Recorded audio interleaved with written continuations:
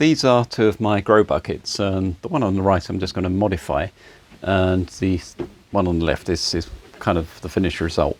So what you've got here, there's a reservoir here, you fill it up through that little spigot there. I normally use a plastic water bottle there as a funnel. This can be set into the soil in a container, in a big container, to make kind of a wicking bed. Or what I quite like doing is just having these as a freestanding reservoir. So it's a capillary watering system that you can use for watering larger containers. So what I've got here, I've showed that in a little bit more detail in some of the other videos.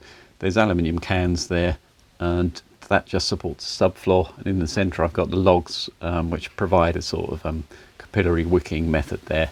And that's combined with some wool shoddy as well, so that's capillary fabric, sold for greenhouse sort of capillary trays.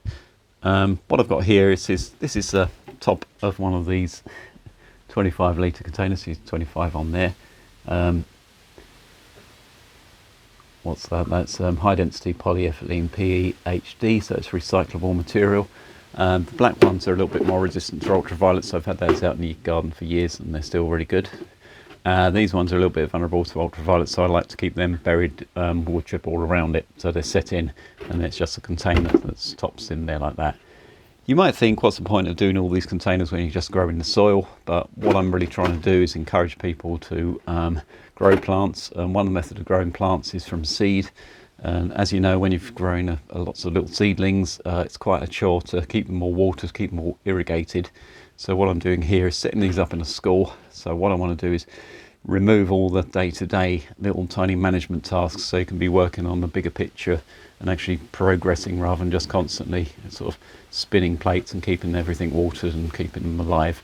So it's a nice method of also providing soil feeding stations as well. So you're vermicomposting, but you're vermicomposting in situ, so you're actually feeding those plants rather than making compost to add in and bring back. So it's all sort of self-contained. So it's a nice little ecosystem. It's all sort of self-contained, and it's great as a sort of a learning device as well. Using reclaimed materials, which is terrific. So this is a nice big container, so you can get some nice plants in there, or groups of smaller pots you can even stand in there to keep them all going. And I've had great results with things like sunflowers as well, just in little 3 or 4 inch pots. So 4 or 5 of those in there, they'll grow right through the season, and all you've got to do is make sure there's a little bit of water in there, and that gives you an idea where the where the water level is in here. It'll just be level with the top of that little filler. So it's a terrific system. Reclaimed materials, last for years and years and years, don't take long to make.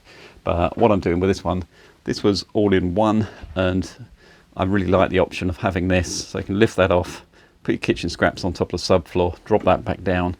You've got soil contact in here, so you'll get all the different types of worms moving in materials and micronutrients and aggregates and all the sort of trace elements that are missing from if you've just got the compost in there. So it keeps it really fed, makes a nice ecosystem, helps break down wood chip around here as well, because you've got the nice little bit of moisture in there. And then you've got the worms feeding the plants, and the plant roots in there feeding the fungi, and the fungi is breaking down that material as well. So it's a nice sort of circular carbon cycle sort of thing going on here in this demonstration. This one was good, but it's a bit so-so because it's all in one. You didn't have the option of growing the plants in here, maybe having some seedlings going, getting those growing in here, and then being able to take that off, have that same capillary tray. You can set it up with a little smaller tray with whatever pots or whatever you want to keep going. And what I tend to do as well is put the pots in here, put all wood chip around the pots as well, and that wood chip will really break down nicely, and it helps the pots to kind of plants to grow much nicer. And what you can do as well, if you've just got something in a pot and you want to keep it in the pot, you can just put wood chip mulch around it, so it's all nice in there, so then you've got less evaporation and the plants will do better. They're like kind of growing in a big container, but you're still in the pots. And the pots, there'll be holes drilled through here. The roots will wick down into the damp layer on top of that subfloor as well, get loads of nutrients from that way. And you can see the plants will be healthy, and they won't be showing the signs of stress, and they'll be nicely irrigated as well, so they won't be drying out and then constantly drying out, wilting, and then kind of suffering as a result.